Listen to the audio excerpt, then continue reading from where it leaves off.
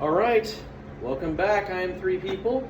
We're going to do something a little different today. So we have been working with rational expressions and equations for the last week or so, and we are moving our way over to looking at exponent equations and logarithmic equations, which are essentially the same thing. You guys are going to find that out pretty quick. But before we do that, I wanted to make sure that we reviewed how to deal with exponents, especially rational exponents. So if you forgot what any of those things are, here we go. We will review that a little bit. So what we're looking at today is we'll just remind you what a exponent is first. That's our review portion and the rules that exponents have.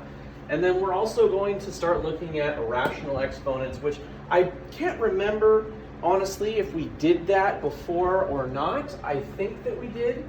But I mean, it's probably not a terrible idea to refresh your memory on that particular topic anyways. So anything that gets written in blue well, I'll explain that on my, or in purple. I'll explain that on the Google Classroom page. So what you might have forgotten is that every exponent looks like this. It has a base and a power.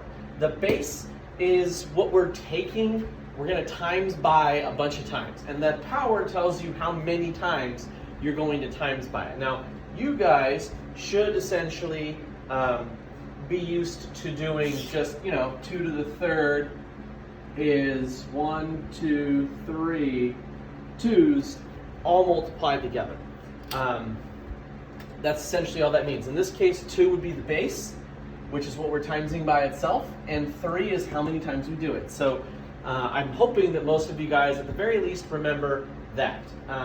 Now there were properties that went along with that.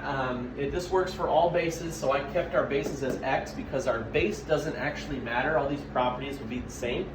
We're essentially going to remind ourselves of 4 rules here, 4 things that we are supposed to remember how to do. And if you forgot, well, I feel really bad for you, but hopefully you remember now. When we have 2 of these bases with either the same or different, doesn't matter, exponents being multiplied together like that, if you forgot what you're supposed to do, well, this says you have 2 x's timesing each other out and 3 x's times each other out. So if I want to put them all together, I essentially am just going to add them. So add the powers when we are multiplying bases together.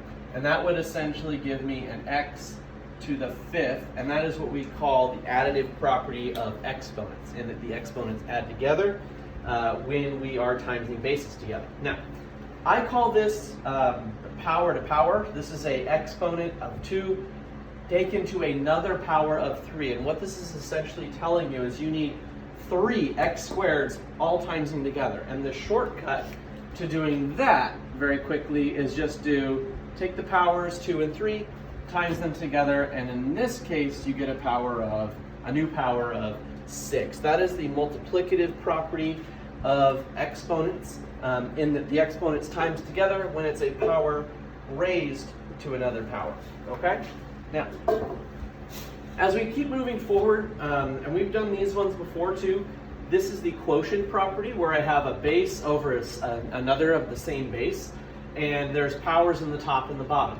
Now the way I do it, so for this one in particular, I have you make sure, one, that your powers are positive. We're going to talk about negative ones here in a second. And just say, where are the x's bigger? Where are there more x's in this particular problem? Well, there's more x's up here in the top. So our answer is probably going to end up in the top, which means there's no bottom to this other than a boring one of 1. And what do we do when there's a power in the top and a power in the bottom? We just subtract. So the new power on my x here is just 3 minus 2, just a 1. You don't have to write the 1. You shouldn't write the 1. That's gross math. You're going to make me throw up on your paper, or in this case on my own laptop, because I'm grading your guys' quizzes. Hopefully you get that right. So we don't need the 1 necessarily right there. You can just tell me that it is x. Now if the 3 was a bigger power on the bottom, for example, let's just say this whole thing was flipped over, your answer would be 1 over x, because the x's were bigger in the bottom. Just like how we have a placeholder of the denominator here, you'd have to flip it wherever those powers are bigger. If they're bigger in the bottom, then that's where they end up. And we're going to see examples of this, so you guys hopefully won't be too lost. Now this right here, this is the negative property of exponents. And essentially what a negative power means, notice how the 2 right here is negative. The negative power essentially means that this x, this base that has the negative power on it, is in the wrong spot. And when I say the wrong spot, all you have to do to deal with this is, right now this is an x over a 1. Since its power is negative, we're going to flip that x and its power over. And once we have flipped it over, its power is positive. So this is the correct way to write x to the negative 2, is that it's now just 1 over x positive 2. All right? Down here, same thing. What you're trying to tell me is that this x, because its power is negative, is in the wrong spot. The only way to put it in the right spot is to flip this thing back over, essentially like this. This was our last one. And now x squared is in the top, and its power is positive again. We don't write that x squared is over 1, so we just have an answer here of x squared. And we're going to see kind of how to use this a little bit more in a minute. Okay? Now that's just a quick review of properties. We're going to talk about them some more. You guys are going to see and hear me doing lots and lots about these properties. And now we're going to move on to rational exponents. I thought we talked about this a little bit, but I wanted to make sure that you are clear. A rational exponent, what that is it's just an exponent that's a fraction. That's all that means. It's a rational exponent is an exponent that's a fraction. Yes, they exist. They can even be decimals. You will see that when we start solving rational equations. So none of that should be new for you. Fantastic. And I just wanted to make sure that you know what they look like. They're going to look like a number over the number. These have been labeled P and R. They've been labeled P and R for a reason. Anytime I give you a rational exponent, what I'm telling you is that the numerator, the number in the top, is a power you're going to apply your base to. And the number in the bottom, the R is what I usually call it, is a root that you are going to have to do to your base. Okay? Now, this can actually be written in what we call radical form, in that it's not in exponential form. This is exponential form, and one of the things you guys are going to be asked to do is please write this into exponent form, or please take an exponent form and write it into a rational exponent, or a radical form and change it into a rational exponent form. Oh my goodness. Okay? So essentially there's two ways to write this. You can do this, where you're saying take the R root of my base, and after I've done that, take it to the power that my rational exponent says to do. Okay? That's one way to do it. And you guys are going to see this second one and you're going to think, wait, what? How are they different? Okay? Now the other one says you still have the R root that your rational exponent says that you have. You still have it being applied to the base, but before you take the root, you're going to hit your base with that power instead. Okay? So again, this is save the power till the end. This is do the power first and then do your root and ask yourself how many or what number times itself R times gives me the number left in that big radical. Okay? Now, the two pieces that we have to worry about. Fraction exponents have a root, that's the R, and a power, that's the P. But both can be done in any order, okay? Now, if I was to ask you to evaluate a number like this is 9 to the 3 over 2 power, or 9 to the 3 halves, you would have a choice. Do you want to do the root first and then do the exponent, or do you want to do the exponent first and then do the root second? So it is completely up to you. My recommendation is do the root first. There's a reason for that. Doing the root first allows you to make your number smaller so that you have a smaller number to take to a power. Okay? So here we go. This is going to be me doing this one. I'm going to take my chair, move it over here so I can get to everything easier. Let's make sure, good, I'm not in the way. All right, so here, if we were to do the root first, technically what we would write if we felt like writing everything out, is that we're going to do a second, which you guys know is a square root of 9, and then we're going to take it to a power of 3. All right? Now, this is us doing the root first. Hopefully you know what the square root of 9 is. The square root of 9 is 3, which means this whole square root expression is equal to a 3. The square root of 9 is 3. Did we do the power yet? No, we did not. So we would have to worry about the power here, and the power is 3. Well, what is 3 to the third? That's a 3 times a 3 times a 3, 27. Okay? Now we should get the same thing if we do it the other way on this side of my 9. Okay, and that's just kind of the way that I'm doing it. We're starting here, power, root first and then power. Then we're going to go this way and do power first, root second. Okay? So if I were to do it the other way, I would still write that this whole thing is inside of a square root and that my base is a 9, but that looks like a 1 probably for some of you. But for this problem, I'm going to do the power first. I'm going to hit 9 with a power of 3 before I square root it. Okay, now it's up to you which way you guys want to do this, and that's kind of the problem with these. I recommend doing it this way. That would mean 9 times 9 times 9, well 9 times 9 is 81, times another 9 is going to be, I forgot, I had it written down, hold on. 729. So this whole thing is going to go to a big square root of 729. Now, I personally don't know what 729 is as a square root, like the square root of 729. I don't know what that is off the top of my head. So you guys are going to need to have calculators with you, scientific ones that can do these square roots. There's free apps on your phone. There's one that's just a hashtag calculator or scientific calculator. It's on the the Apple Store, whatever app store. You can get it from there. Now, if you do the square root of 729 in your calculator, you will find out that that is also 27. And you will essentially get the same thing in this direction as you did in this direction. So this is essentially how to evaluate these. You choose. I would prefer to make my number smaller by hitting it with the root first and then hitting the power with my number at the end. Okay? All right. So now we're going to kind of do a little bit of everything here. We're going to start putting these things together. I'm going to flip this guy around so we can look at our examples. I have 4 of them written.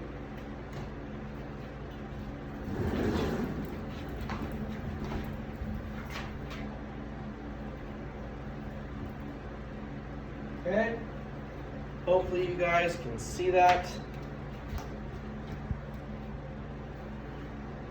Okay. All right, so 4 different examples here. All of these 4 are essentially us trying to remember what all those properties are, because a lot of you guys forgot. So these should go very fast, and then we're going to show you essentially how to do the rational exponent stuff, and that should also go fast too. You might have 2 separate assignments tonight. They're not going to take you a long time, so that's why I'm comfortable giving you 2 of those. All right, here's what you do. Think about what properties you're going to apply here. A lot of people are going to be worried about, Watley, what do I do with this 2 and this 5? Do those 2s and 5s in this, the ones in purple, do those have any powers on them? No, they do not. What are you doing to all of these terms? Well, you're just timesing them together. So the first thing I would do is tackle any regular plain numbers. 2 times 5 is 10. Okay? Now, if you can see it, you can go straight into your answer. I'm going to rewrite so that all my x's are next to each other and all of my y's are next to each other. That's x to the 4th times x to the 5th. Now, I'm allowed to do this because I just have a bunch of multiplication here. If I told you that I had 3 things to multiply together, I don't care the order in which you do it. So we're just changing the order here because essentially we're allowed to. Okay? So that's where all my numbers have already been multiplied together, and all I have to do is figure out what properties do I apply, and all of my like bases are already next to each other. It's as simple as this. These two bases are timesing. The additive property applies here. When you have a base of x times another base of x, you add their exponents together. 4 plus 5, new exponent, x positive 9. Same with the y's. The base does not change. It doesn't become 2y. We're just going to look at the powers. There's a 3 and a 10. Add them together, and we get y to the 13th. There are no other bases that are alike that I can multiply together, so that is my answer there. Okay? Cool. Number two.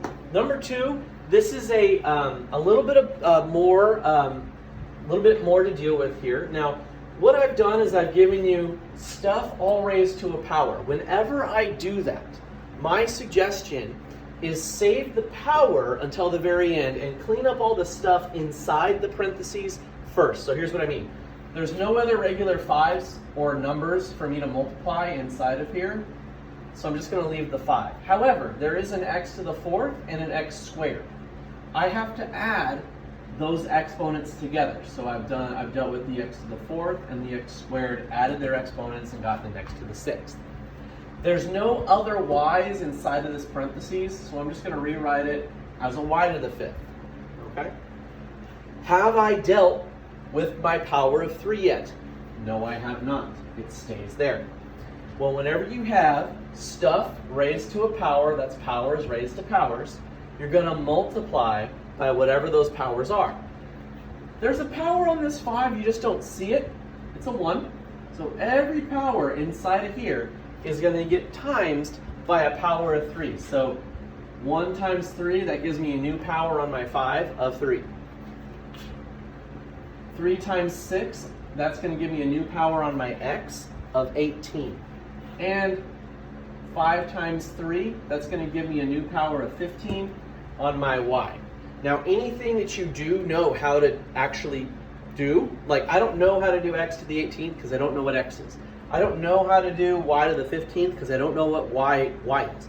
But I do know how to take a 5 and times it by itself 3 times. If that is the case, you are indeed expected to do that. 5 to the 3rd is 125. I did not change the x. I did not change the y. There are no other terms to combine there, and I'm done. Okay? Great. Now we're looking at number 3. Number 3, you have a bunch of stuff raised to a power. And not only raised to a power, but that's a negative power. That's a -2 power that we're being raised to right here. So again, my advice here, following my advice on number 3. If there's stuff in your parentheses that can be reduced or cleaned up, do that. And this is hopefully bringing back some memories of when you guys did these. So I know there's going to be a -2 power left like that when I'm done. And I know that my answer is probably going to be a fraction because it's a fraction up here. Look at the x's. Where are they bigger? Well, there's an x to the 5th in the top and x to the 7th in the bottom. 7 is bigger, so my x's are going to end up in the bottom. And when they have powers top and bottom, I subtract those. 7 minus 5 gives me an x to the +2, but since there's 7's bigger, it's x squared in the bottom. Okay? Where are my y's bigger? Well, these y's in this case are bigger in the top, and 10 minus 8 gives me a power of 2. Okay? Now, I still have to deal with this power in the front. There's a couple of ways that you guys can do that. I don't care which way you do it. You could, if you wanted to, multiply all of your powers by a -2, or you could do this right now. This negative power is a problem for me. All negative powers do is tell me my fraction is upside down. And since this power is negative to the whole parentheses, the whole fraction is going to be essentially flipped over. Okay, so notice, now it's x in the top, y in the bottom, and my power is now positive. Well, this is just powers raised to more powers. I don't care that they're in fractions. So my new number is going to be x to the 4th over y to the 4th. There are no other like bases for me to put together there, and that is the best that I can do for that particular problem. Okay? Moving on.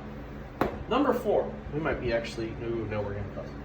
Number 4. I'm going to look inside of here first, like I've been telling you guys to do. Is there anything that I can clean up? No. There's no other numbers, there's no other x's, there's no other y's. Well, I look outside of my parentheses now and I notice that my 3 is negative. What that means is everything this negative 3 is attached to, which is this entire expression, it's in the wrong spot. Every number or every expression is a fraction. This one happens to be over 1. If my power tells me that this is upside down, then what I'm going to do is I'm going to move everything down to the bottom, and that will make my power a positive 3. It's still attached to the 2, the x, and the y. Okay? Now, this power, not that it would matter, is it onto the whole fraction or just the bottom here? You guys look at the parentheses, it should be just the bottom. So every single term in here is going to get hit or multiplied by another power of 3. The 1 in the top is not affected. Not that 1 to the third really changes anything anyways. That means I'll have a 2 to the third, which is 2 times 2 times 2, which is 8. I'll have an x to the 6th, and a y to the 15th. 3 times 2, 3 times 5. Everything, all my powers are positive. I do not have any like terms that can go together. And we are done with that particular example. Okay? So now we're going to move on to those rational exponents that I was telling you guys about. Those can be tricky, so you want to make sure that you're really paying attention to these ones.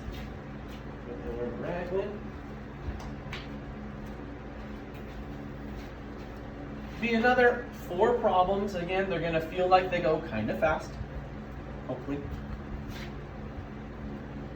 I don't think it's going to be possible for me to make a single lesson that's less than 30 minutes. I was really hoping to do that, but it just doesn't look like it's in the cards. Okay? All right.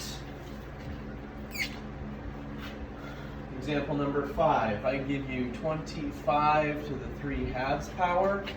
Example number 6. I give you 216 to the 2/3 power. Example 7. I'm giving you a weird expression. This is where you're going to do a little bit of everything. X to the 6th, y to the 12th. This one will be the 5th root of x to the 15th, y to the 21st, and z to the 42. All right, here we go.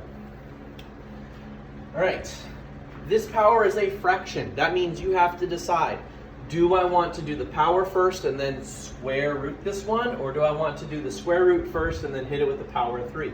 It is totally up to you, but you're kind of stupid if you decide to do the power first, make your number bigger, and then try to find a square root on that. So here's how I'm going to write this. I'm going to do my square root of 25. Notice I didn't write the 2 here because that's what it usually is. And then after I'm done, I'm going to take it to the 3rd power. Okay? So first thing, what is the square root of 25? What number times itself twice gives you 25? If you don't know what that is, I feel bad for you. That number is 5. Okay? So this expression right here, square root of 25, is equal to a 5. That's why I kept the parentheses there. Did I do the power of 3 yet? No, I did not, so I don't get to ignore it. And now all I have to do is take 5 to the 3rd. That's 5 times 5 times 5, which is 125. There we go. Done. Evaluated. Beautiful. Okay? Great. Number 6. Number 6, my power is 2, my root is 3. I've got to keep saying it so that you guys get sick of it and so you remember it. I do roots first and then power second. I make my number smaller and then I try to multiply it out and make it bigger. This says that I need a 3rd root or a cube root of 216. And after I figure that out, I have a power of 2. So there's where the cube came from, there's where the 2 came from. Make sure you guys are paying attention to that. Now, 216 might be a number that's too big for you to do in your head. 25, I know the square root of 25, that's easy enough. But what number times itself 3 times is going to give you 216? That might be tougher for you a little bit. So use your calculator. You will find out that the cube root of 216 is 6. 6 times 6 times 6 will give you 216. Ooh, devil's number. I did not evaluate the 2 yet, so it's still there. 6 squared gives me an answer of 36, and that's all I needed there. Okay? All right. 7, now we're going to kind of mix some of our other properties with the rational exponents that we just looked at today. So this one's going to be a little bit tougher for you. Don't worry though. Nothing can go together inside of this parentheses. I'd love to clean it up first, but it's cleaned up already. But what I am going to do is I'm going to hit every single power here with a 1/2. All right? Well, 1, power 1 on my 16 times 1/2, that's just 1/2. If I were to take 6 and times it by the 1/2, I would get 6 times 1 over 1 times 2. That actually reduces. This should give me a power of 3. Okay? One more time. If I have a y with 12 timesing onto 1/2, or 1/2 timesing onto 12, however you want to say it, well, 12 times 1 gives me 12. 1 times 1 in the bottom gives me 2. 12 over 2 reduces to a 1/6. Okay? Not a whole lot you can do with the x or the y here, but this number, you can actually evaluate this. This says that I want you to do a power of 1. Does power of 1 change anything? No. And a square root of 2. Well, what is the square root of 2? Or sorry, the square root of 16? That's just 4. Couldn't mess with my x. I couldn't mess with my y to the 6th. Okay, done. All right, number 8. There's a couple of ways to tackle number 8. If I tell you that I want it in exponent form, I need it to look like this with exponents everywhere. If I tell you that I want it in radical form, then you'll have to do something else. So I'm going to show you both ways here. I'm going to do this one in purple.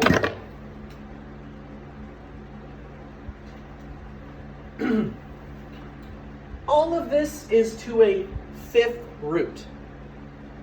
Think about what that means when we're talking about exponential fractions. That means that the x to the 15, the y to the 21, and the z to the 42 all have a 5th root done to them. Other than the powers on the x, the y, and the z, which I've already talked about and accounted for here, is there a power on this entire thing? Like, is there a power here? If you said no, you're wrong. If you don't see it, but you see the whole result, what is it? It's a 1. Okay? That's what that says. Well, what do you do when you have powers raised to powers? You times them. That would give you this, and I'm going to do this very fast. What is 1/5 of 15? 3. What is 1/5 of 21? I don't know. So the best I can do is say it's 21 times 1/5, 21 over 5. What is 1/5 of 42? I don't know. But I can tell you that it's 42 times 1/5. I can't even clean those up a little bit if I wanted to. This would be exponential form. Okay, that's one way to write this. Here's probably the way I'm going to ask you guys to do it.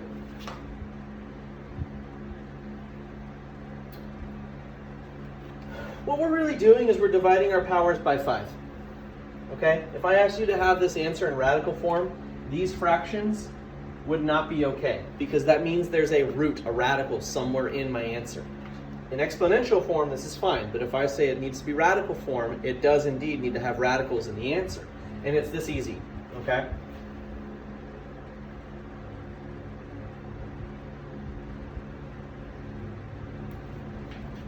What is 15 divided by 5? 3. Is there a remainder after that?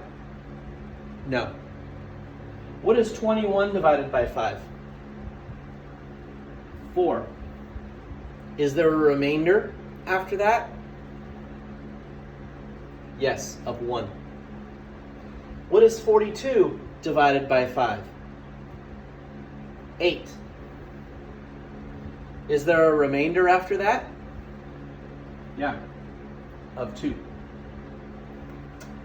Both of these would say the same thing, and those are going to feel kind of tough for you. We've done them a little bit, I think, before. I just need you to really know that rational exponents exist, and that you might have to deal with something like this along the way when we get to rational equations. We need to learn how to rewrite things and write their equivalencies, and we need to know this information in order to do that. You might have more than one quizzes, you might have 2. Just going to have to see what I come up with as far as the best way to do this. Neither of which are going to take you a very long amount of time. So be prepared for that. I look forward to seeing all of your beautiful faces on Thursday at 11.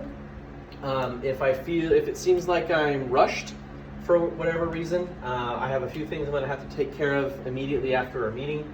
Otherwise, I will see you then. Those of you that have been coming to Zoom meetings, thank you very much.